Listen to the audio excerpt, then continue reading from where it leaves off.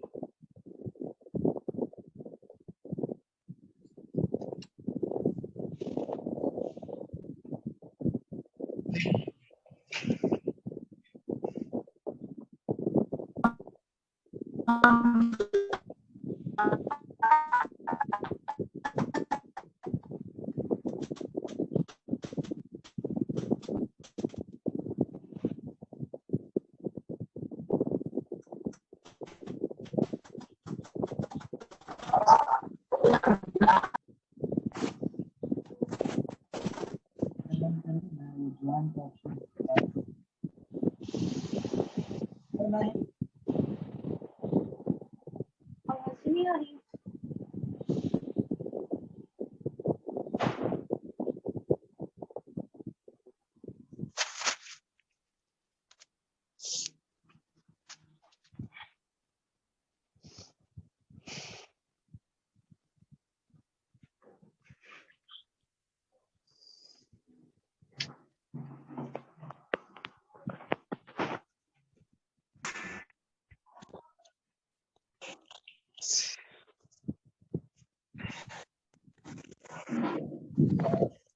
Good afternoon, sir. चलिए, good afternoon to all of you. Good afternoon, sir. Good afternoon sir. Good afternoon.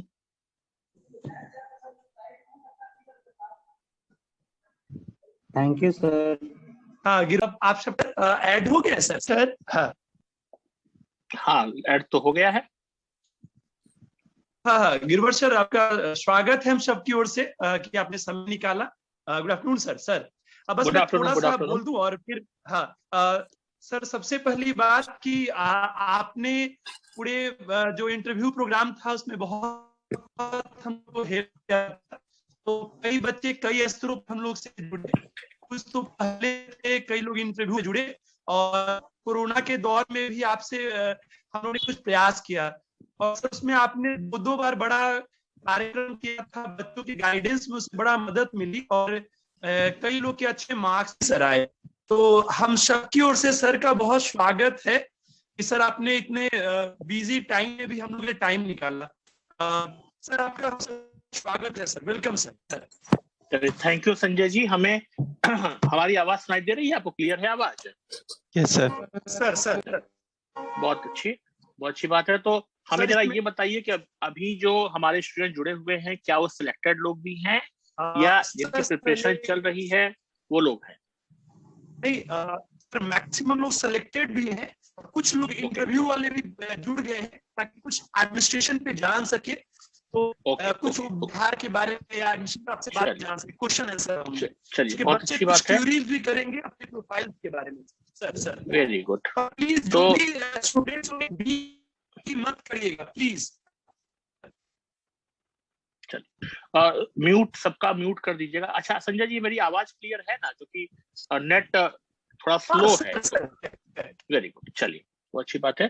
तो सबसे पहले तो संजय जी को धन्यवाद कि उन्होंने मुझे बुलाया, और लंच टाइम था तो चूंकि व्यस्तता मेरी बहुत रहती है तो उन्होंने मुझे रिक्वेस्ट किया कि आप लोगों के साथ हमें रूबरू होना है, और उसी क्रम में मैं यहाँ पर आया हुआ हूँ। सबसे पहले तो जो हमारे सफल विद्यार्थी हैं उनको मैं बधाई देता हूँ कि उन्होंने बहुत कठिन परिश्रम करके यहाँ तक वो पहुंचे हैं, और निश्चित रूप से जब इस सफलता को सेलिब्रेट करने का मौका आता है तो हमें जो है अपने माता पिता को, अपने गुरुजनों को, अपने सहपाठियों को, मित्रों को, और उन सभी लोगों को जो आपके शुभचिंतक हैं और जिन्होंने प्रत्यक्ष या अप्रत्यक्ष रूप से आपकी सहायता की सफलता को प्राप्त करने में, उनको आपको धन्यवाद देना होता है। और आपकी तरफ से मैं उनको भी धन्यवाद देता हूँ। लोग शायद सुन रहे हैं या नहीं सुन रहे हैं मुझे नहीं पता है, लेकिन शुरुआत में इस बात से करूंगा कि एक बहुत बड़ा मील का पत्थर आपने प्राप्त किया है, लेकिन ये शायद अंत नहीं है। अंत नहीं है का अर्थ यह नहीं है कि आपको आगे की परीक्षा, हो सकता है आप में से बहुत सारे लोग ऐसे होंगे जिनका अटेम्प्ट नहीं बचा हो, या किसी और सर्विस में आप जाना चाहते रहे हो, आप नहीं जा पाए हो, वो तो ठीक है, आप प्रयास करते रहेंगे। नौकरी के ज्वाइन करने के पश्चात काफी कठिन भी हो जाता है इस प्रकार से कार्य करना, लेकिन फिर भी मेरा कहना यह है कि चाहे आप अगले किसी प्रतियोगिता परीक्षा का एग्जाम दें या नहीं दें और सीधे आप जॉब ज्वाइन कर लें, दोनों ही क्रम में हमेशा एक अच्छा इंसान बनना बहुत जरूरी होता है। और ये मान के चलना चाहिए कि ईश्वर ने आपको बहुत बड़ा आशीर्वाद दिया है, आपको पद जो मिला है उसके रूप में, और लोगों की सेवा करने के साथ साथ अपने परिवार का भी आपको ध्यान रखना होगा, उनके लिए भी समय निकालना होगा, क्योंकि आप में से सब लोग अब सफलता प्राप्त कर चुके हैं। तो मैं केवल आपको रिकैप कराऊंगा कि जब आपका जन्म हुआ था, चाहे आप गांव में जन्म लिए हों या चाहे शहर में जन्म लिए हों, एक बहुत महत्वपूर्ण बात यह है कि जन्म से लेकर के सफलता को प्राप्त करने में अनेकों बाधाएं आपको प्राप्त हुई होंगी। आपके जीवन में बहुत संघर्ष आपने किया होगा, आपके माता पिता ने आपका साथ दिया होगा, आपके दोस्तों ने आपका साथ दिया होगा, आपके रिलेटिव्स ने आपका साथ दिया होगा। आपको उन सबको नहीं भूलना है, और हमेशा अपने जीवन के उस कठिनतम दौर को जो आपने फेस किया है उसको हमेशा अपने जीवन के सामने, अपनी आंखों के सामने आपको रखना होगा।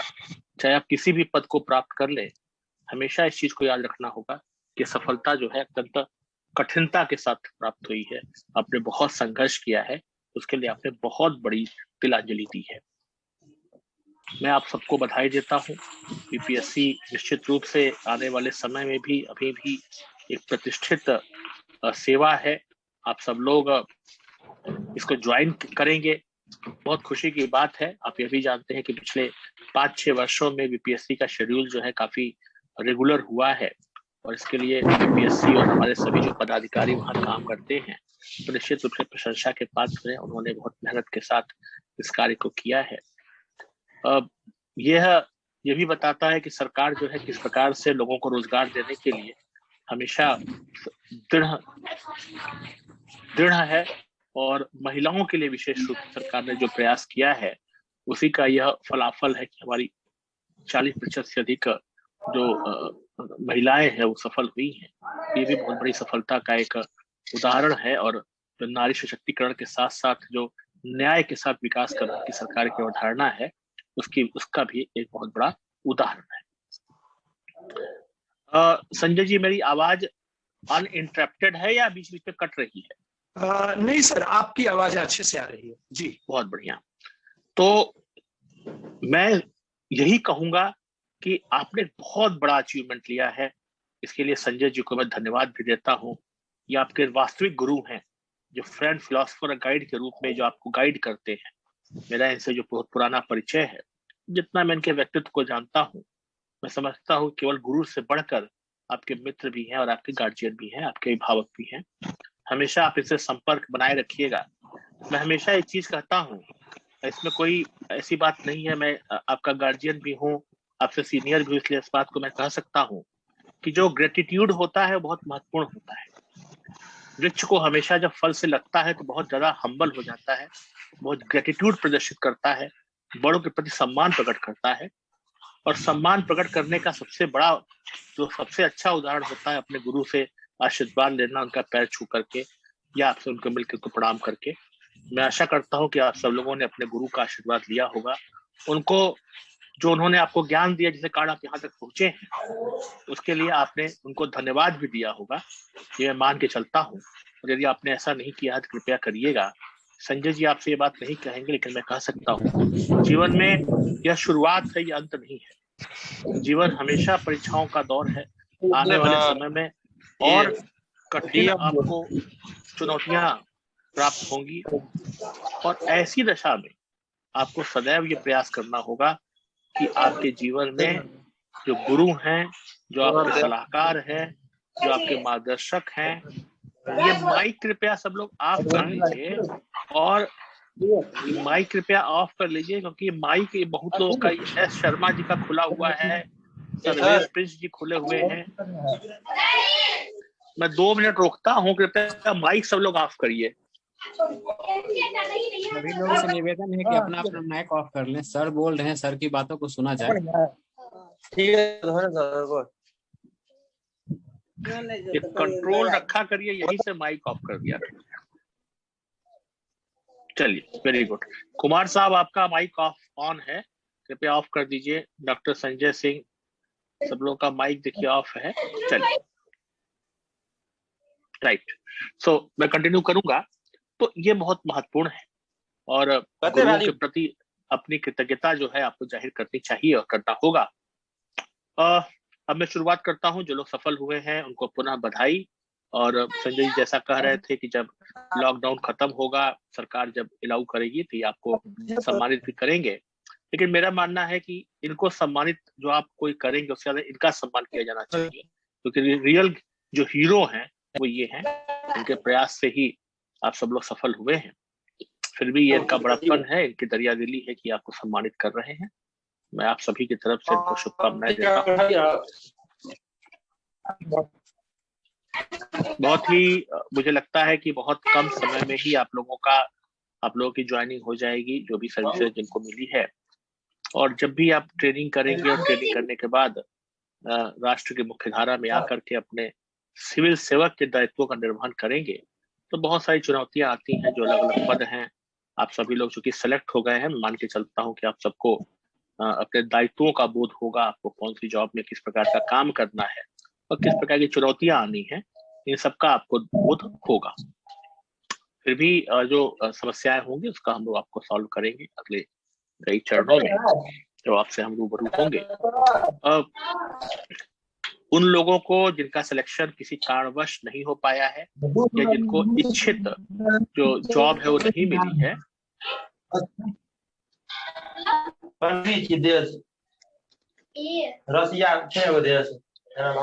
भाई ये माइक जो है ऑफ कर लीजिए। ठंडा रोल की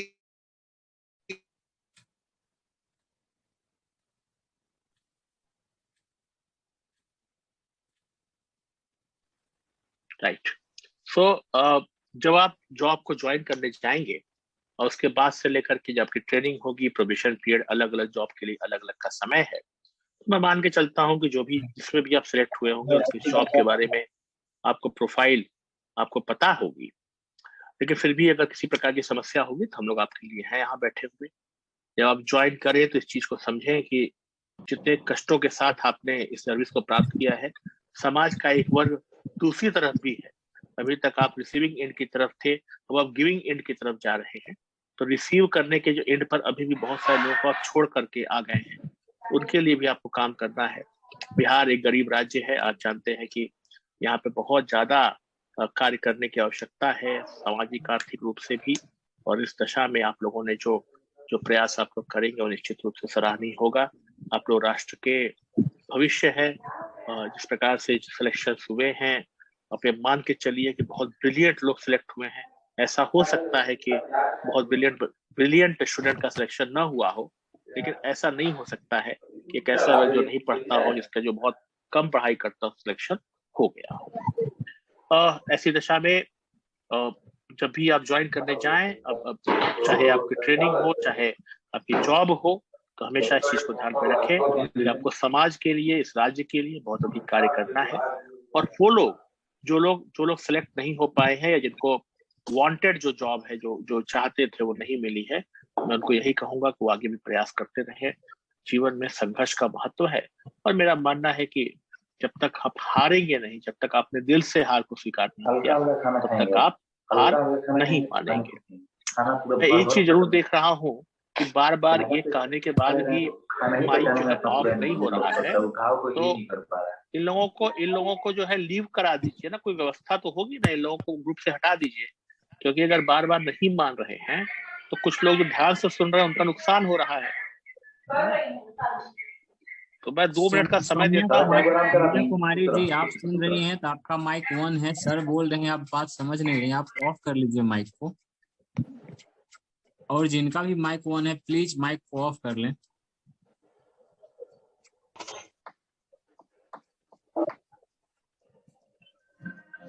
ये स्क्रीन पर हमारी फोटो नहीं दिख रही है क्या? ये स्क्रीन पर हमारा वीडियो नहीं दिख रहा है, इसको देख लीजिए क्यों नहीं दिख रहा है। सर आपकी वीडियो आ रही है? आ रही है सर, आपकी वीडियो आ रही है। हाँ ठीक है। माइक पे ऑफ कर लीजिए सभी आपको। हाँ ओके, माइक ऑफ कर लीजिए बाकी लोग, ठीक है। हम जब हम बोलना बंद कर देंगे फिर आप लोग ही बोलिएगा, ठीक है।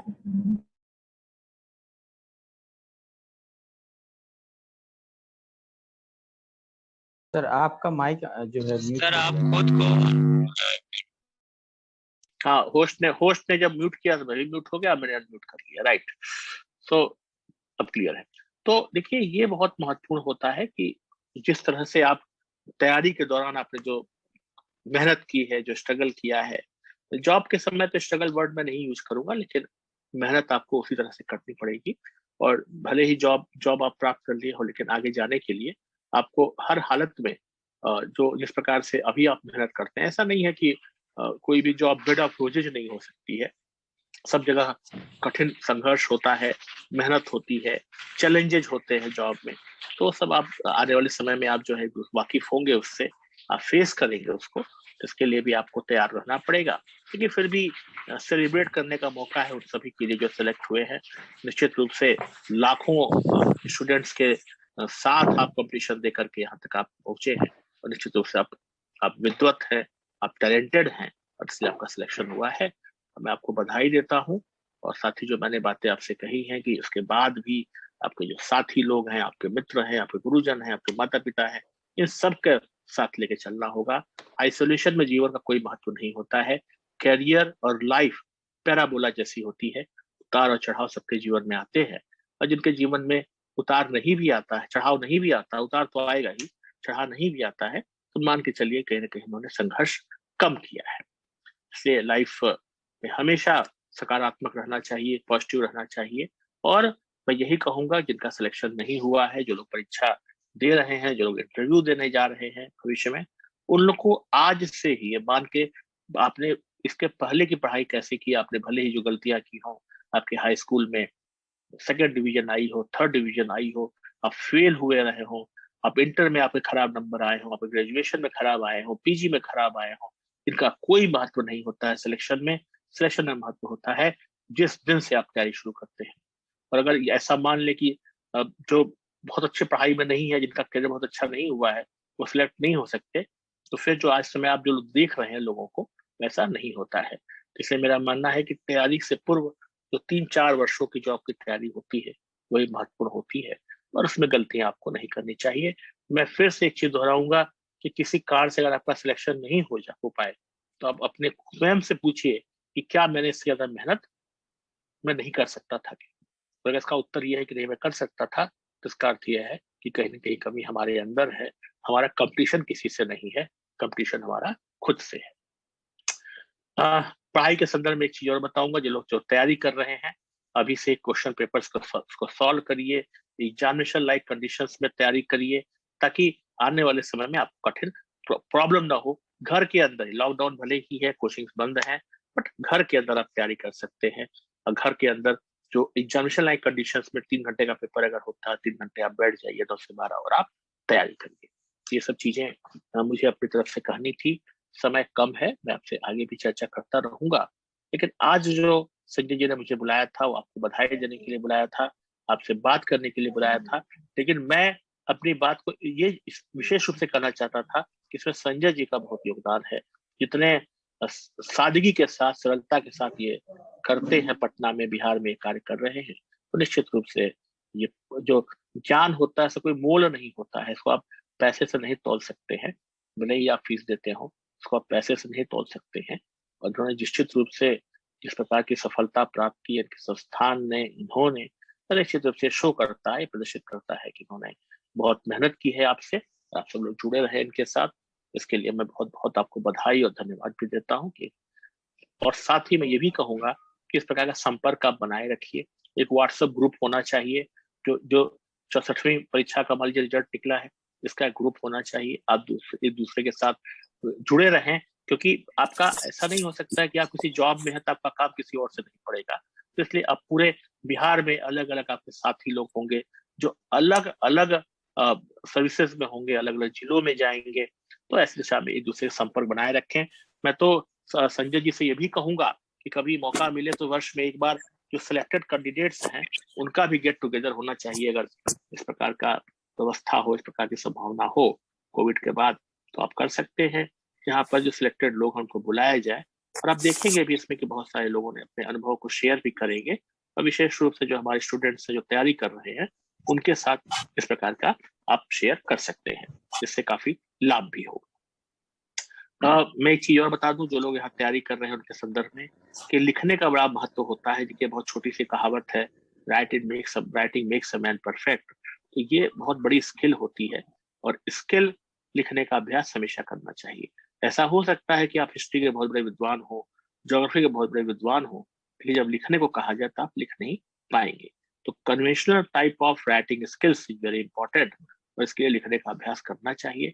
इसका सबसे अच्छा जो तरीका होता है वो ये होता है, जब आप किसी पढ़ाई को आप करें, कोई टॉपिक अगर पढ़ें, तो आपने दिन भर में जो पढ़ाई की है या 2 दिन में आपने जो पढ़ाई की है, उसके बाद उसको आप लिखने का अभ्यास करें, आपने जो पढ़ाई की है उसी को।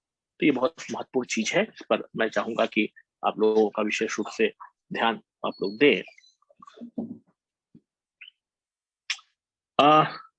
चूंकि समय बहुत कम है और हमें अभी अब दूसरी जगह भी जाना है, तो मैं बस इतना ही कहूंगा कि पुनः एक बार आप सभी लोगों को बधाई, शुभकामनाएं मेरी तरफ से कि आप सब लोगों ने यहाँ पर आप लोग आए हैं और जीवन के एक नए पड़ाव पर आप जा रहे हैं।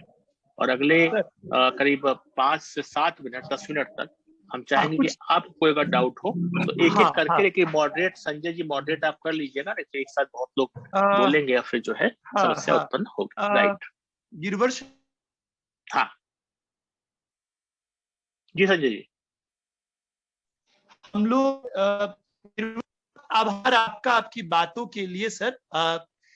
हम चाहेंगे कि जो भी सफल छात्र हैं उन सब लोग, ये एक प्रयास है सर का, समय भी आगे रहेगा जिसमें हम लोग कई बातों के पक्ष को जानेंगे एडमिशन पे।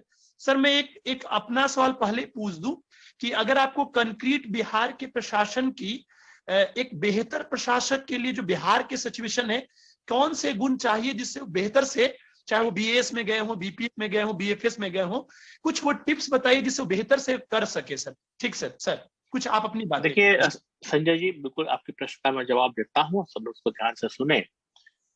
देखिए मेरा मानना है कि administrator should be like mother. जिस प्रकार से मदर बच्चे को कब उसको दूध की आवश्यकता है, कब उसके कपड़े चेंज करने हैं, कब उसको भूख लग रही है, मदर बिना बच्चे के कहे ही समझ जाती है। बच्चा तो बोल नहीं सकता, 1 साल का 2 साल का।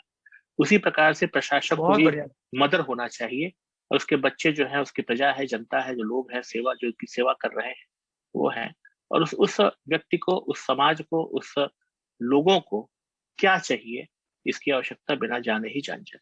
अगर वो हमारे ऑफिस में आता है और समस्या बताता है, उसके बाद हम समाधान करते हैं, तो मेरा मानना है प्रशासन नहीं है, ये एक प्रकार से एक फैसिलिटेटर नहीं, रेगुलेटर की भूमिका में हम लोग आ जा रहे हैं। तो हमारा उद्देश्य होना चाहिए कि समाज में जहाँ पोस्टेड हैं वो, और जो हमारा काम है उसको किस प्रकार से लोगों की आवश्यकताओं को हम पूरा करें, ये बिना उसके पूछे ही, बिना उनके जाने ही, बिना उनके मांगे ही उसको प्राप्त हो जाए।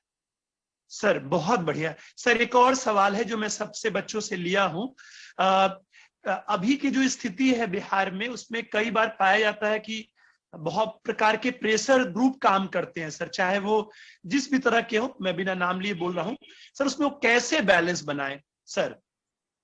देखिए मेरा मानना है कि प्रशासन में आप कोई भी काम करते हैं तो आपको इसकी चिंता नहीं होनी चाहिए कि प्रेशर ग्रुप किस प्रकार से काम कर रहा है। हम लोग पॉलिसी के इम्प्लीमेंटर हैं, हम लोग पॉलिसी बना नहीं रहे हैं। हो सकता है बनाने में सहायता हम करते हों, और मुख्य भूमिका हमारी उसका इम्प्लीमेंट करने की है। मेरा मानना है कि जब योग्य और एक ईमानदार जो प्रशासक होता है, चाहे आप कोई भी जॉब कर रहे हो, मेरा मानना है कि वो प्रेशर ग्रुप में आकर के काम को नहीं करना चाहिए, और भले ही उसमें उसको नुकसान भी हो, लेकिन उसको हमेशा ये प्रयास करना चाहिए कि आपकी निष्पक्ष छवि हो। और अगर हम लोक प्रशासन की बात करें तो administrator should be neutral and anonymous. अनात्मता तटस्थता का सिद्धांत होना चाहिए। जाति, धर्म, समुदाय, वर्ग से हट करके उसे काम करना चाहिए। और ऐसी दशा में कभी कभी ऐसी भी परिस्थितियां आती हैं जहां पर आपको दबाव का सामना करना पड़ता है। मेरा मानना है कि जब तक वह नीति के अनुसार हो रहा हो, जब तक आपको जो हमारे जो नीति निर्माता हैं उनको इम्प्लीमेंट करना है, तो उसमें आपको किसी प्रकार की समस्या नहीं होनी चाहिए। और समुदाय के रूप में सभी की सहभागिता के लिए जो सोसाइटी, प्लूरिस्टिक सोसाइटी होती है, उसको लेके चलना चाहिए, न कि एक समुदाय या एक वर्ग विशेष के संदर्भ। सर बहुत बढ़िया sir, thank you. Girwar sir आवाज आ रही है सर? एक और हाँ, तीसरा बिल्कुल, सवाल, फिर 1-2 बच्चे फिर बाइंड कर देंगे। बिल्कुल सर बिल्कुल। एक सवाल और था कि जो भी पावर्स मिलते हैं उसको लोग बेहतर से इम्प्लीमेंट नहीं कर पाते हैं, या सभी के लिए, चाहे वो कोई एसडीएम बने, डीवाईएसपी बने, क्यों नहीं कर पाते हो, कैसे हो? चाहे कि बहुत बढ़िया संजय जी आपका प्रश्न। इनफैक्ट मैं अगर रूबरू होता है लोगों के साथ फिजिकली आमने सामने, तो मैं जरूर सर एजुकेशन डिपार्टमेंट में सर बहुत आप देखते हैं। नहीं, इसको डायरेक्टर एजुकेशन से इसका मतलब नहीं है, मैं एक आईएएस के रूप में आया हुआ हूँ, डायरेक्टर एजुकेशन से उसका कोई मतलब नहीं है। तो देखिए ऐसा है कि मैं एक चीज बता दूं, जब हम लोग प्रोबेशन में थे, मेरा प्रोबेशन जो है पूर्णिया डिस्ट्रिक्ट में हुआ था, and I am very lucky कि हमारे जो ट्रेनर डीएम थे, हमारे गुरु हैं आज भी, श्रीधर चुरीवली साहब, उसके बाद एन सरवन कुमार सर, ये बहुत योग्य और बहुत विद्वान ऑफिसर है, और ये हमसे हमेशा कहा करते थे कि आप डिस्ट्रिक्ट का गजेटियर पढ़िए, और ये कहते थे हमेशा कि बोर्ड मिसलेनियस रूल्स पढ़िए, functions of the sub divisional officers पढ़िए, फंक्शंस ऑफ द DDC पढ़िए, function service district education officer पढ़िए, है ना। तो मेरा जो अभी जो विद्यार्थी यहाँ पे जो लोग हैं जो प्रश्न पूछ रहे हैं, मैं उनसे ये कहूंगा कि आप कंपेडियन ऑफ इंस्ट्रक्शंस आता है। फॉर एग्जांपल आपकी पोस्टिंग, मान लीजिए कि आप डिप्टी कलेक्टर के रूप में आप चयनित हुए हैं, तो आपको बोर्ड मिसलेनियस रूल्स पढ़ना चाहिए। आपको पता होना चाहिए कि सब SDO के क्या कार्य होते हैं।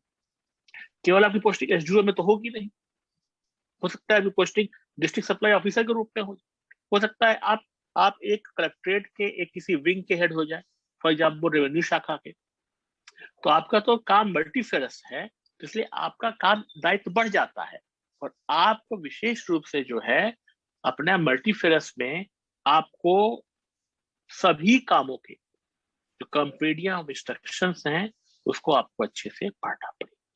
तो जो आपके कंपेडियन ऑफ इंस्ट्रक्शंस हैं, जो बोर्ड मिसलेनियस रूल्स हैं, यानी कि आप जिस जॉब में जा रहे हैं उनकी क्या क्या रिस्पॉन्सिबिलिटीज हैं, क्या क्या राइट्स हैं, इसको बहुत क्लियरली पढ़ना पड़ेगा। और ये सब कुछ जो है सरकार उपलब्ध है, आप नेट पे भी देख सकते हैं, विभाग में आकर के भी देख सकते हैं, आपके कंसर्न डिपार्टमेंट में जो सीनियर ऑफिसर उनसे मांग सकते हैं। होता क्या है कि हमको ये पता नहीं होता है। मैं एजुकेशन सेवा सर्विस की बात करूं, हमारे बहुत सारे स्टूडेंट्स होते हैं जो डिस्ट्रिक्ट प्रोग्राम ऑफिसर में सेलेक्ट हो जाते हैं, प्रोग्राम ऑफिसर में सेलेक्ट हो जाते हैं, वो जिले में चले जाते हैं, लेकिन उनको ये नहीं पता होता है कि डिस्ट्रिक्ट एजुकेशन ऑफिसर क्या कार्य होते हैं। एग्जाम्पल के रूप में क्या DO इंस्पेक्शन कर सकता है कि नहीं, करता है तो किसी की सूचना देनी होगी। जनप्रतिनिधियों की क्या भूमिका होती है इंस्ट्रक्शन में। अब ये सब बातें अगर नहीं पता है और आप सिंपल समझते हैं कि हम ऑफिसर हैं और जा करके हम इंस्पेक्शन कर, एग्जाम्पल मैं केवल दे रहा हूँ, तो हो सकता है सर जिसका का सामना करना पड़ सकता है। तो इसलिए बहुत इंस्ट्रक्शन बहुत क्लियर हैं, डायरेक्शंस बहुत क्लियर हैं। ऐसी दशा में आपको हमेशा मिल करके ही, समझ करके ही काम करना होगा, और इसके लिए दो चीजें, कंपेडियन ऑफ इंस्ट्रक्शंस और बोर्ड मिसलेनियस रूल्स की भूमिका बहुत ज्यादा है। यानी कुल मिलाकर में बात करें, you should have maximum concentration on your training. अब ट्रेनिंग केवल घूमने के लिए नहीं होती है, ट्रेनिंग में आपको पढ़ाई करनी चाहिए।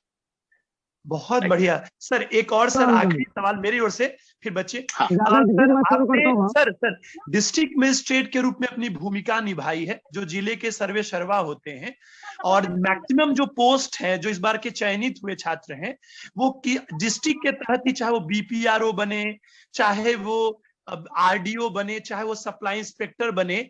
तो सर थोड़ा सा एक DM क्या चाहता है अपने नीचे के ऑफिसर से, तो थोड़ा उस पर बताएं कि सारे ऑफिसर कैसे वर्क करें कि बेहतर संतुलन बन सके और उनका सर्विस प्रोफाइल अच्छा हो सके। एक एज अ DM आप क्या सोचते हैं जो अपने सबऑर्डिनेट से चाहते हैं सर? राइट। देखिए बिल्कुल सही आपने कहा, जिलाधिकारी कैप्टन है और बाकी सब लोग हम लोग सेलर्स होते हैं। सबकी भूमिका है, जो जहाज है वो बिना सेलर्स के नहीं चल सकता। भले ही एक व्यक्ति उसको कोऑर्डिनेट कर रहा है, लेकिन क्या सप्लाई ऑफिसर अपना काम ठीक से नहीं करेगा, एजुकेशन ऑफिसर अपना काम ठीक से नहीं करेगा। ये भाई माइक किसका ऑन है और गाना सुना रहा है कौन? मुकेश कुमार का माइक ऑन है। सबका माइक बार ऑफ कर दीजिए, फिर मैं ऑन कर देता हूँ। राइट। तो देखिए इसमें सबसे इंपॉर्टेंट चीज ये है कि आपको जिलाधिकारी को अपना फ्रेंड, फिलोसफर, गाइड मानना पड़ेगा। यानी कि कोई गार्जियन है आपका, आपको जिलाधिकारी के मातहत जब आप काम करते हैं तो आपको जिलाधिकारी के इंस्ट्रक्शंस को फॉलो करना पड़ेगा। अंग्रेजों का बनाया हुआ पद है, आप भी जानते हैं, और विश्व में DM जैसा पद किसी अन्य देश के किसी अन्य शहर में नहीं होता है। पब्लिक एडमिनिस्ट्रेशन के स्टूडेंट के रूप में कह सकता हूँ। जितनी शक्तियां जिलाधिकारी को जिलों में भारत में दी गई हैं, उस प्रकार की शक्तियां विश्व के किसी भी देश के किसी भी राज्य के किसी भी शहर में नहीं दी गई हैं। अंग्रेजों का बनाया हुआ पद है। और मेरा मानना है कि भारत में जो संघात्मक व्यवस्था है, जिसका झुकाव केंद्रीकृत है, उसका विशेष कारण जो है वो यही है कि जिलाधिकारी भारत सरकार के पदाधिकारी होते हुए भी राज्यों के नियंत्रण में काम करते हैं। केंद्र राज्य संबंधों का और संघवाद का इससे अच्छा उदाहरण नहीं हो सकता है। ऐसी दशा में जिलाधिकारी की भूमिका अपने पदाधिकारियों के माध्यम से ही पूर्ण होती है। तो जिलाधिकारी, मेरा मानना है कि मैं जितने भी जिलाधिकारियों को जानता हूँ, बहुत अच्छे पदाधिकारी हैं, बहुत डायनेमिक अफसर हैं, बहुत मेहनती पदाधिकारी हैं और आप लोगों को इनके साथ काम करके अच्छा लगेगा। और कम्युनिकेशन गैप नहीं होना चाहिए, उनकी मीटिंग्स में आपको टाइमली जाना चाहिए, प्रिपरेशन करके जाना चाहिए। और सबसे इम्पोर्टेंट बात है कि वो जिलाधिकारी अपने पदाधिकारी को पसंद करता है जो समस्याओं से ज्यादा डिस्पोजल पर ध्यान दे।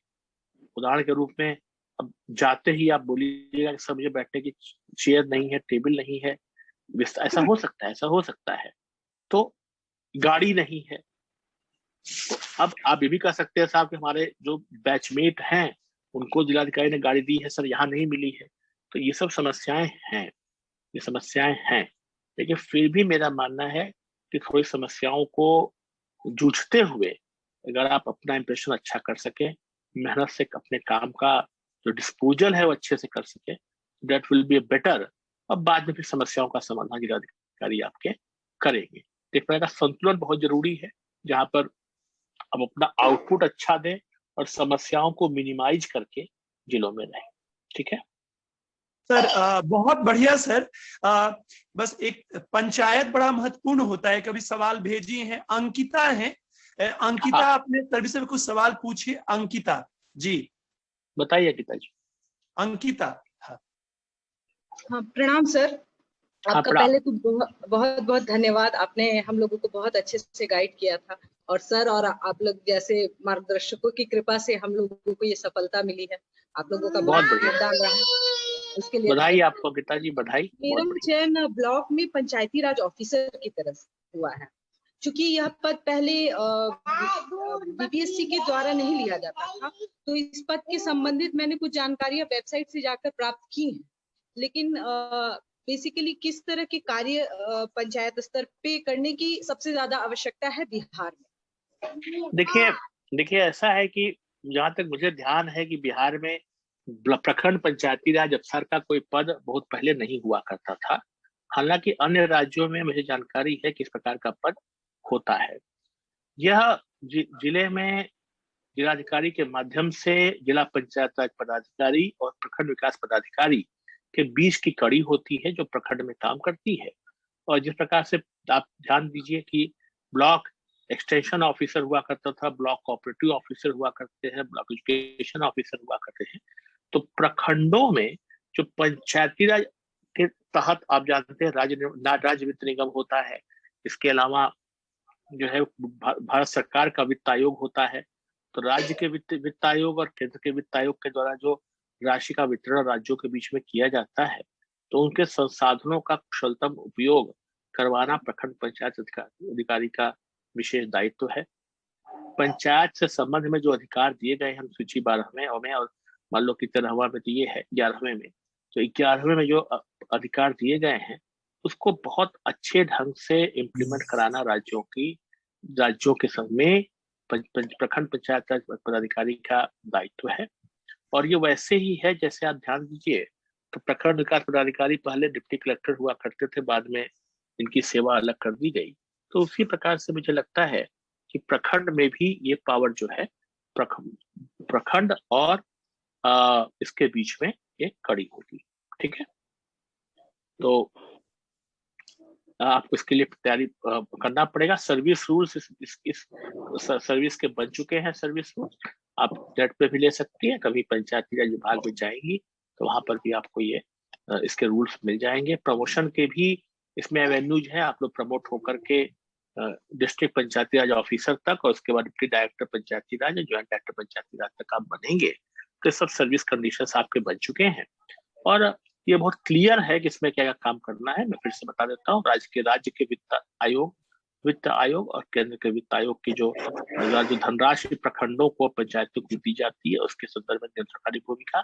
प्रखंड विकास पदाधिकारी के कुछ कार्यों को प्रखंड पंचायत पदाधिकारी के माध्यम से कराया जाएगा, यानी कि वो पंचायत सरकार भवन वगैरह बिहार में बनाए गए हैं उन सबके लिए कोऑर्डिनेटिंग ऑफिसर के रूप में कार्य करेंगे। ठीक है, तो कोई स्पेसिफिक अगर चीज पूछना हो अंकिता जी तो आप पूछ लीजिए। जैसे कोई अगर डाउट हो कि इसमें गाड़ी मिलेगी कि नहीं वो मैं बता सकता हूँ, है ना, और ऑफिस मिलेगा कि नहीं, तो ऑफिस बिल्कुल मिलेगा, गाड़ी बिल्कुल नहीं मिलेगी। ठीक है, सर्विस आपको लेवल सर्विस का पता ही होगा, मुझे नहीं लगता कि इन तीनों को छोड़ करके विशेष इंटरेस्ट कुछ और होगा, लेकिन काम जो है वो बहुत क्लियर है। प्रखंड विकास पदाधिकारी के अधीन आपको कार्य करना होगा, समझ रहे हैं, और ये बहुत क्लियर है।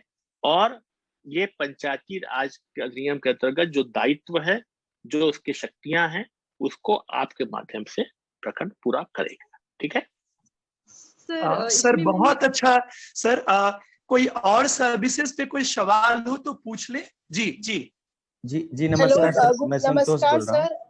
हाँ जी संतोष जी पूछा जाए। जी जी sir, good afternoon sir. Sir मेरा ये क्वेश्चन है सर, मेरा चयन sir block minority welfare officer में हुआ है सर। तो सर इस संबंध में सर ना तो कहीं मुझे कॉन्क्रीट कोई सर इन्फॉर्मेशन नहीं मिल पा रहा है, तो सर आपका सर मार्गदर्शन चाहेंगे सर। देखिए ऐसा है, आज से 10-12 वर्ष पूर्व कल्याण करके एक ही सेवा हुआ करती थी, जिसे जिला कल्याण पदाधिकारी कहा करते थे। और उसमें पिछड़ा वर्ग, अति पिछड़ा वर्ग, अनुसूचित जाति जनजाति जुड़ा। फिर महिलाओं के कल्याण की बात भी जुड़ने लगी। उसके बाद निशक्तता की बात आ गई। उसके बाद आपकी पेंशन की बात आ गई, जिसमें सभी समुदाय के लोग, मतलब सामान्य और SC ST BC सब लोग उसमें शामिल हैं।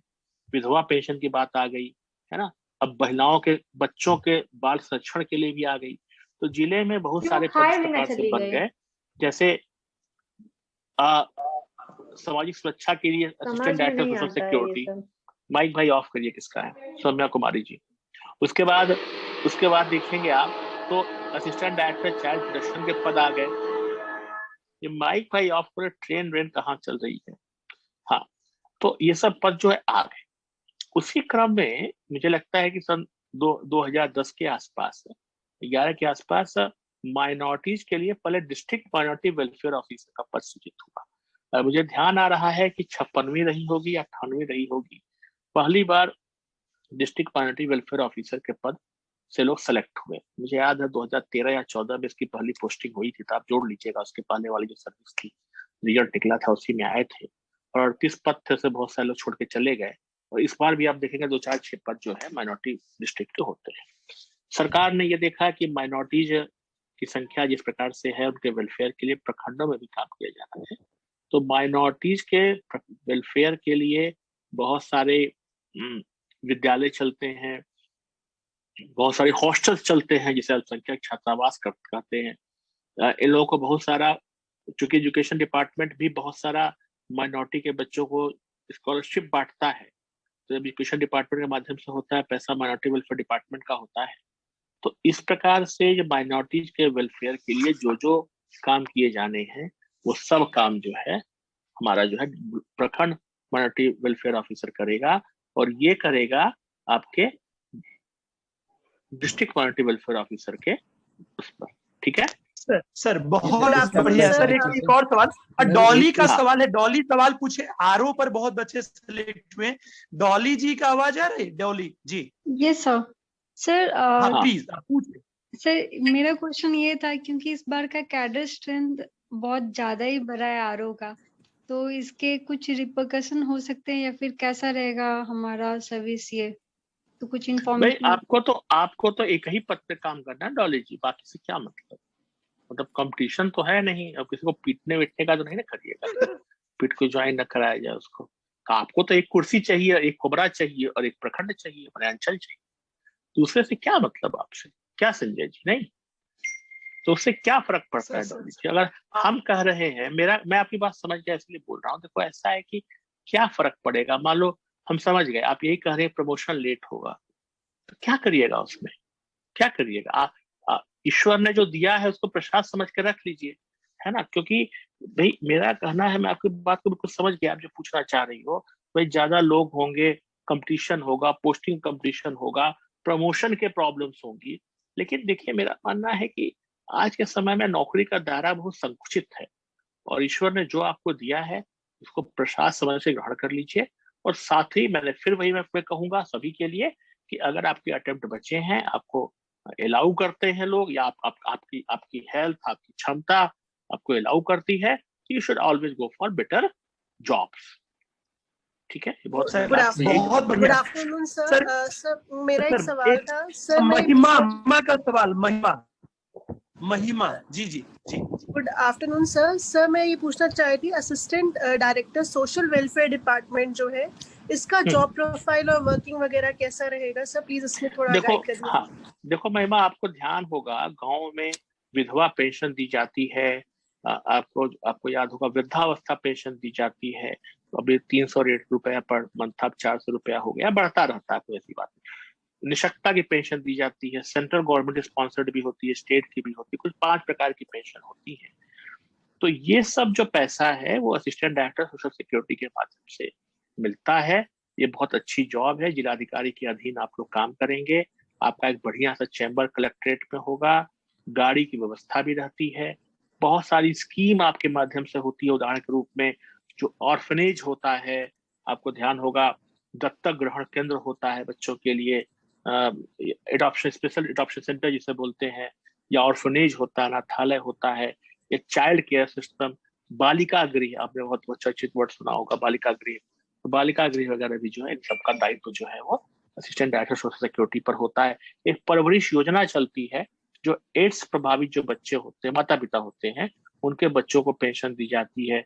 इसमें ये भी जुड़ गया है जो तेजाब माने जो इससे प्रभावित बच्चे जो होते हैं, जिनको ये जो छपाक वाली मूवी आई थी उसमें जो क्या डाला था, एसिड अटैक जो हुआ था, तो एसिड अटैक से पीड़ित जो बच्चे होते हैं उनको भी विशेष इसकी पैसा मिलता है। इनको सर सॉरी सर, एक सेकंड में सर, सोशल सिक्योरिटीज का तो अलग से है, असिस्टेंट डायरेक्टर सोशल वेलफेयर का भी एक पोस्ट है, उसमें सिलेक्शन हाँ वो अलग है, वो वेलफेयर में आपका हुआ है। हाँ जी सर, मैं उसके बारे में मैं सोशल सिक्योरिटी बोल रहा था, राइट। जी sir. Assistant director social welfare जो होता है, इसको छोड़ दोगे तो बीसी, ईबीसी, एससी, एसटी के वेलफेयर के लिए काम करता है। तो जो पहले डिस्ट्रिक्ट वेलफेयर ऑफिसर हुआ करता था, वो उसी तरह का पद है। इसकी पोस्टिंग सचिवालय में भी होगी और जिले में भी होगी, ठीक है। तो वेलफेयर में वो पोर्शन जो एससी, एसटी और बीसी, एबीसी कल्याण के लिए कार्य करता है। बहुत सारे एकलव्य हॉस्टल चलते हैं, बीसी के छात्रावास चलते हैं, एससी, एसटी के छात्रावास चलते हैं, है ना। तो ये सब काम जो है वो वेलफेयर ऑफिसर देखता है, ठीक है। ये अलग है कल्याण में, इसलिए मैंने कहा कल्याण में वेलफेयर अलग हो गया। बहुत कंफ्यूजिंग वर्ड होता है सोशल, एक होता है समाज कल्याण और एक होता है वेलफेयर डिपार्टमेंट। तो आप जो सोशल वेलफेयर की बात कर रहे हैं, ठीक है। ये बहुत बढ़िया एडिशनल चीफ सेक्रेटरी, ये वो वाले नहीं है, ICDS वाले, कंफ्यूज नहीं होना है। ये SC, ST और BC, BC के जो ये होते हैं प्रिंसिपल सेक्रेटरी या सेक्रेटरी, आप उनके अंडर में आएंगे, ये सोशल सिक्योरिटी वाले के अंडर में नहीं आएंगे, ठीक है ना। इसी को कंफ्यूज, हाँ राइट। Thank you sir. बहुत बढ़िया सर। एक राणा अमितेश का सवाल है, Rana sir Bihar sir Amitesh sir good afternoon sir district employment officer के बारे में मुझे जानना है। डिस्ट्रिक्ट एम्प्लॉयमेंट ऑफिसर जो है जिलों में रह करके कार्य करता है, और आप जानते हैं बहुत सारे मेले लगते हैं एम्प्लॉयमेंट के लिए, है। बिहार में थोड़ा सा अभी है बट काफी तेजी से बढ़ रहा है। तो एम्प्लॉयमेंट मेले लगते हैं जहां पर बहुत सारी कंपनियां प्राइवेट ही आती हैं, और जो यूथ होते हैं, तो डिस्ट्रिक्ट एम्प्लॉयमेंट ऑफिसर में एक एक्सचेंज होता है, एम्प्लॉयमेंट एक्सचेंज होता है। वहां पे जो लोग 4 साल से ज्यादा एज के हो जाते हैं, अपना नाम वहां दिखा लेते हैं, कंप्यूटराइज्ड होता है। और फिर जब आप जो इनका मेले लगाएंगे तो उनको उस हिसाब से जॉब देना होता है। तो मेन काम जो होता है जॉब प्रोवाइड करना होता है। जिले में इसका ऑफिस होता है, बजट होता है, and it's a good job.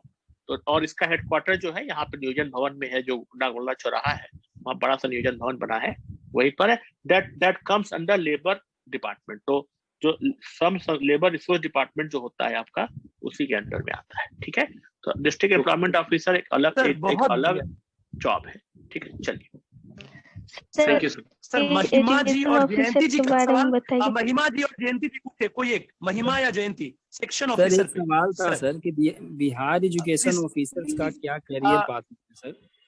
Please sir, महिमा जी या जयंती जी जो पूछ रहे थे, सवाल पूछा जाए, जयंती या महिमा। सर एक question sir, Bihar probation service. Sir एक सवाल है, बिहार एजुकेशन ऑफिसर जो है, जो लेवल 9 में, उनका क्या कैरियर ग्रोथ होता है और उनका कार्य क्या होता है? बिहार एजुकेशन ऑफिसर आपका हुआ है क्या? हाँ सर। हुआ है क्या? आपका हुआ है? हाँ सर। पद थे क्या PO के? जी बिहार की सर्विस के पद थे इस बार? 65वीं में ज्यादा पद हैं सर। अच्छा, इसीलिए मैंने कहा इस अच्छा, बार 65वीं के लिए, अच्छा 65वीं के लिए आप पूछ रहे हैं? हाँ सर, इसलिए मैंने कहा क्या पूछ रहे हो, इसलिए मैंने कहा क्या पूछ रहे हो? 65वीं सर बिहार तो तुम्हारा एक संजय एक तुम्हारा कोई इंटरेस्ट है एजुकेशन सर्विस में जाने का क्या? मैंने क्यों पूछा? हाँ सर, बिहार एजुकेशन ऑफिसर में इंटरेस्ट है सर। क्यों तुम डिप्टी कलेक्टर बनो, समझ में आता है, डिप्टी एसपी बनो, एजुकेशन सर्विस में क्यों जाना है? ये इसलिए पूछा सर, शिक्षा में सुधार के लिए सर। तो आईएएस बन के ज्यादा बढ़िया रहेगा, है ना? इसलिए मैं कह रहा हूँ तो डिप्टी कलेक्टर बनोगे ना, एसडीओ बन जाओगे, ज्यादा अच्छा आपके अंडर में ही सब आ जाएगा। मैं इसलिए कहा शिक्षा विभाग में रहकर शिक्षा सुधार कैसे करोगे, उसको तो ऊपर जाना पड़ेगा। लेकिन फिर भी तुम पूछ लिया, इसलिए पूछ रहे हैं, बता देता हूँ। एजुकेशन ऑफिसर की जब पोस्टिंग होती है, पहले प्रोग्राम ऑफिसर की होती है, जिले में जाता है, उसको प्रमोट होकर के 5 साल बाद डिस्ट्रिक्ट प्रोग्राम ऑफिसर बनता है, जो असिस्टेंट डायरेक्टर की पोस्ट होती है। उससे करीब 10 से 15 साल के बाद जो है डिस्ट्रिक्ट एजुकेशन ऑफिसर बनता है, जो डिप्टी डायरेक्टर रैंक की पोस्ट, क्षेत्र सबका स्केल होता है। उसके करीब 8 से 10 साल के बाद रीजनल डिप्टी डायरेक्टर बनता है। Regional deputy director joint director का पद होता है, जो सभी प्रमंडल में होता है, ठीक है। और उसके ऊपर जो है हेडक्वार्टर में ज्वाइंट डायरेक्टर, एडिशनल डायरेक्टर की पोस्ट नहीं होती है। 2 पद बिहार में ऐसे हैं जो आपकी बिहार शिक्षा सेवा के पद के हैं, डायरेक्टर रिसर्च एंड ट्रेनिंग का एक पद है और एक डायरेक्टर लाइब्रेरीज का पद है। बाकी सभी जो डायरेक्टर्स के पद हैं वो भारतीय प्रशासनिक सेवा के अफसरों के लिए होते हैं। तो एजुकेशन सर्विस बहुत अच्छी सर्विस है, नो डाउट। ये सर्विस में आपको जो आप चाहते हैं, जैसा पूछना कि व्हीकल की व्यवस्था हो जाती है, काफी ऑफिसर्स भी ठीक ठाक हैं, काफी अच्छे हैं। कई जिलों में अपना शिक्षा भवन बना दिया गया है, काफी अच्छे वहाँ पे हैं। तो it is really a good job. लेकिन मेरा सुझाव ये होगा कि अगर आपके पास अटेम्प्ट बचे हैं, you should always go for deputy collector और डिप्टी एसपी, ठीक है sir. Thank you sir. Jayanti अपना सवाल पूछिए। जयंती जी, जयंती को आवाज आ रही है? कुछ thank you sir, chance thank you. अरे हीरा, जयंती प्लीज। जयंती, हाँ थैंक यू सर। सर मेरा सवाल था रिगार्डिंग सेक्शन ऑफिसर का जॉब प्रोफाइल क्या है, और उस जॉब से संबंधित जितनी भी चीजें हैं उसके बारे में थोड़ा बहुत अगर बता सकते तो। सेक्शन ऑफिसर कहाँ पे मिला है? Sir Bihar legislative assembly section officer level 9 job. ऐसा है ना, बिहार लेजिस्लेटिव असेंबली के सेक्शन ऑफिसर जो होते हैं वो सचिवालय से के सेक्शन ऑफिसर से भिन्न होते हैं। ये बिहार लेजिस्लेटिव सर्विस के ही अंग माने जाएंगे। इनका ट्रांसफर बाहर नहीं होगा, ठीक है। तो आपको बिहार विधान मंडल में ही आपको रहना पड़ेगा और काफी अच्छी जॉब है। विधानसभा के आप पदाधिकारी माने जाएंगे और काफी सम्मानित पद है। लेकिन जो सचिवालय सेवा के अगर जो सेक्शन ऑफिसर होते हैं वो अलग अलग विभागों में काम करते हैं, लेकिन लेजिस्लेटिव असेंबली जो है वो अलग से कैडर है और उसके जो कर्मी हैं या जो उनके पदाधिकारी हैं सेक्शन ऑफिसर, वो उसी विधानसभा के अंदर ही अलग अलग प्रभाग होते हैं, वहां पर आपका रोटेशन होगा, ठीक है। बहुत अच्छा सर। बस लास्ट सर एक मनोरंजन जी का सवाल है प्रोबेशन ऑफिसर के बारे में। सर प्रोबेशन ऑफिसर स्वरूप सर। प्रोबेशन ऑफिसर देखिए ऐसा है, प्रोबेशन ऑफिसर जो होता है वो होम डिपार्टमेंट के अंदर ये सर्विस आती है और कारागार के सुधार के लिए इस सर्विस को बनाया गया था सुप्रीम कोर्ट के आदेश पर। और इसका उद्देश्य यही है कि जो हमारे कैदी हैं उनमें सुधारात्मक उनको दिया जाए। कल्याणकारी राज्य में मानना है कि दंड देने से समस्या का समाधान नहीं होता है, समस्या के रूट पर जाना चाहिए, समस्या की जड़ पर जाना चाहिए और जड़ में ही इसका समाधान ढूंढना जरूरी होगा। तो इसलिए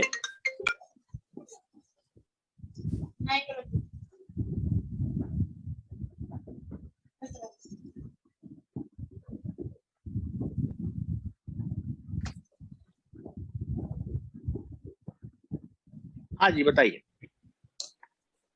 हाँ बहुत अच्छा। सप्लाई इंस्पेक्टर बारे में सर अविनीत और कुछ का सवाल है। सप्लाई इंस्पेक्टर जो पद क्या करते हैं?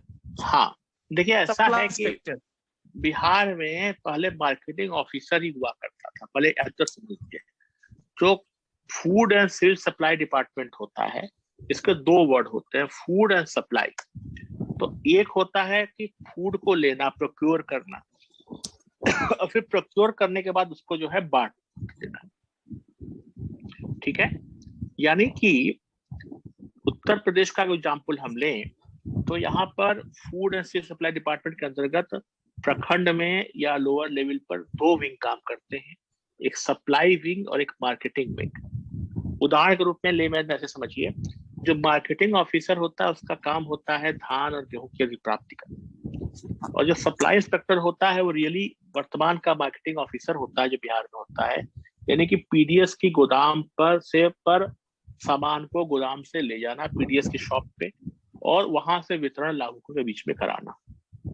तो मार्केटिंग ऑफिसर सप्लाई ऑफिसर में डिफरेंस होता है, चाहे उसको मार्केटिंग इंस्पेक्टर बोलेंगे, चाहे मार्केटिंग ऑफिसर बोलेंगे, चाहे सप्लाई ऑफिसर बोले, सप्लाई ऑफिसर बोले, एक ही चीज होती है। बट मार्केटिंग ऑफिसर में और सप्लाई इंस्पेक्टर में बेसिक अंतर यही होता है कि मार्केटिंग जो है प्रोक्योरमेंट का काम करता है।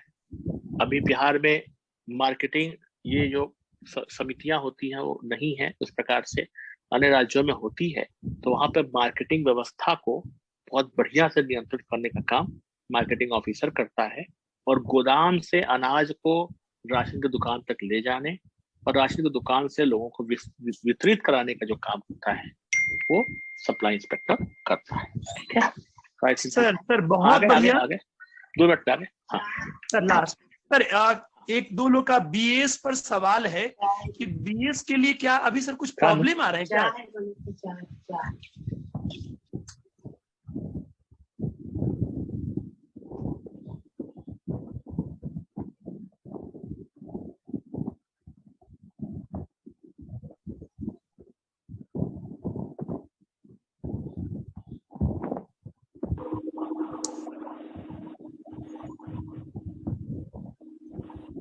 हाँ फिर से बताइए, मैं सुन नहीं पाया था संजय जी, बताइए। सर, अब बीएस बिहार एडमिनिस्ट्रेटिव सर्विस से मुझे प्रश्न पूछने के लिए कहा गया है, एक दो लोग का सेक्शन जिनका हुआ है, तो बीएस का सर अभी कैसे प्रोफाइल चला, जैसे जो क्या उनको एसडीसी बनाया जा रहा है सर, वो कैसे भी है बिहार प्रशासन सेवा का सर फिलहाल में सर? अभी तो वैसे जैसे आईएएस को डीएम ना बना के सचिवालय में विशेष सचिव बनाने, क्या समस्या है? नहीं बनिएगा आईएएस, ये तो कोई इररिलेवेंट प्रश्न है ना। देखिए संजय जी, देखिए बात को समझिए, जो प्रश्न पूछे हैं उनको बहुत ध्यान से समझना चाहिए कि पहले खीरा को छीलना पड़ेगा, उसके बाद खीरा खाइएगा।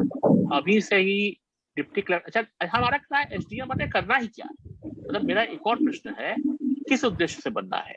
वो ऐसा तो है नहीं कि अगर वो जिले में जाएंगे रेवेन्यू शाखा के पदाधिकारी बनेंगे तो कोई उनके कोई इज्जत पे कमी हो जाएगी। हाँ, ये हो सकता है कि गाड़ी ना मिले, तो भाई गाड़ी सर्विस गाड़ी तो हो नहीं सकती है, और इसलिए ये मानना कि ये देखिए, ये जो प्रश्न जिन्होंने कहा है पूछने को, हो सकता है उत्तर प्रदेश से कंपेयर करने के लिए कर रहे होंगे। ये बात सही है कि यूपी में जो लोग डिप्टी कलेक्टर बनते हैं वो एसडीएम ही बनते हैं, उसके बाद जाकर के भले सचिवालय में या जिलों में जाए।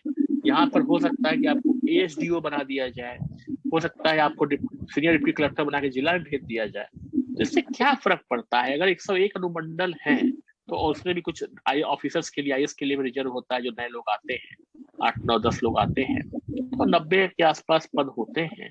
मेरा मानना ये है कि ये सोचना बहुत उचित नहीं होगा, और आज के डेट में डिप्टी कलेक्टर प्रीमियर जॉब है। ये जरूर है कि मुझसे आज भी बहुत लोग कहते हैं, डिप्टी कलेक्टर लोग मिलते हैं, सीनियर डिप्टी कलेक्टर लोग कहते हैं, देखिए सर हम तो डिप्टी सेक्रेटरी ही हैं और हमारा बैचमेट तो आईपीएस बन गया, जो हमारे साथी एग्जाम दिया था और डिप्टी एसपी बना था, हमारा एसडीओ बना था बिहार पुलिस सेवा का। तो ये हो सकता है, लेकिन वैरायटी ऑफ जॉब की अगर हम बात करें, जो जितना एक्सपोजर जो है बीएस में मिलता है, मुझे नहीं लगता कि उतना एक्सपोजर अन्य किसी सेवा में मिलता होगा। लेकिन फिर भी आपकी अपनी इच्छा है। अब मेरे एक रिश्तेदार थे, वो कहते थे कि हम तो डिप्टी कलेक्टर छोड़ करके, हम तो यूपी का डिप्टी छोड़ करके हम तो सब रजिस्ट्रार बनेंगे। तो क्यों बनेंगे, तभी वो जाने। सर बहुत अच्छा। अब आखिरी सवाल, कोई सवाल हो तो सर तो निकलना भी है प्लीज। हाँ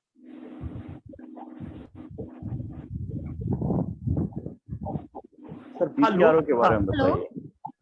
हेलो जी, हेलो जी प्लीज पूछे। सर अच्छा, मेरा क्वेश्चन था सर, बिहार प्रोबेशन सर्विस में मेरा चयन हुआ है, तो उसको लेके सर थोड़ा सा बताएं कि आगे। देखिए, बिहार प्रोबेशनल सर्विस जो है वो कारागार के सुधारात्मक सर्विस होती है।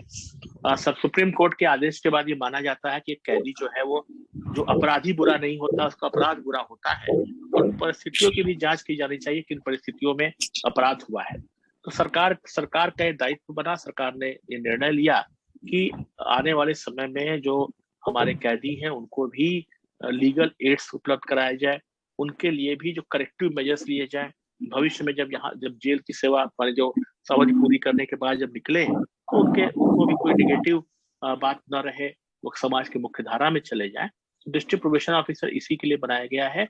ये एक प्रकार से कोर्ट के बीच में, कोर्ट और जो जेल होता है उसमें लाइजनिंग का काम भी करता है। डीएम और जो जेल सुपरिटेंडेंट लाइजनिंग काम करता है। And really it's a good job, नई जॉब है। प्रमोशन प्रोफाइल्स अच्छे हैं और नई जॉब है ये।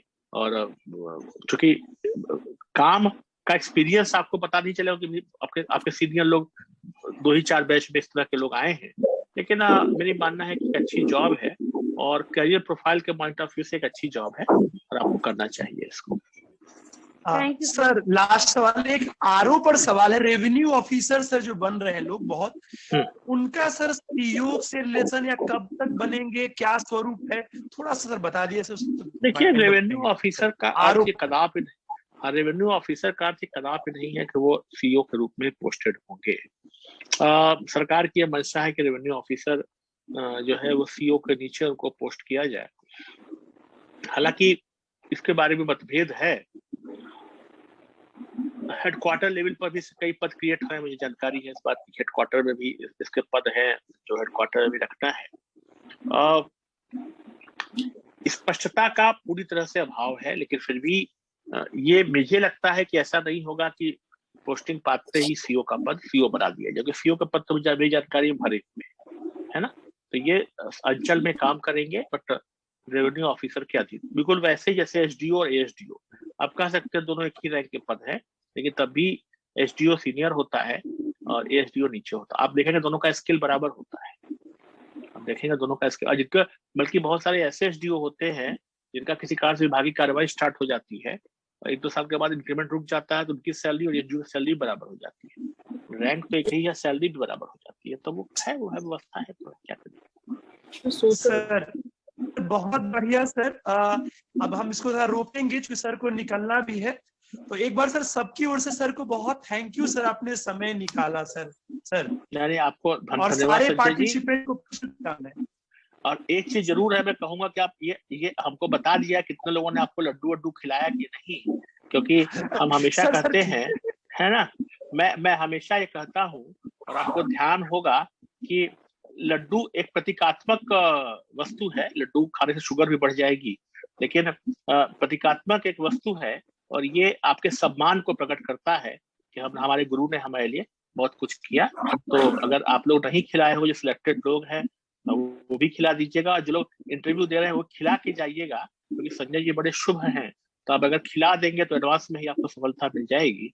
तो इसी शुभकामना के साथ और आपको बहुत बहुत धन्यवाद, और आपकी मैं प्रशंसा करता हूं और आपको बधाई देता हूं कि आपके स्टूडेंट्स सेलेक्ट हुए हैं। आप इसी तरह से उन्नति करते रहें, हम लोग की शुभकामनाएं और सहयोग रहेगा। और सब कुछ जब परिस्थितियां सब सामान्य हो जाएंगी हम लोग मिलेंगे फिर, ठीक है। और आपको बहुत बहुत धन्यवाद। और पुनः सभी हमारे जो स्टूडेंट्स हैं जो सेलेक्ट हुए हैं उनको बहुत बहुत बधाई, और जीवन के एक नए मोड़ पे आप जा रहे हैं और शुभकामनाएं मेरी।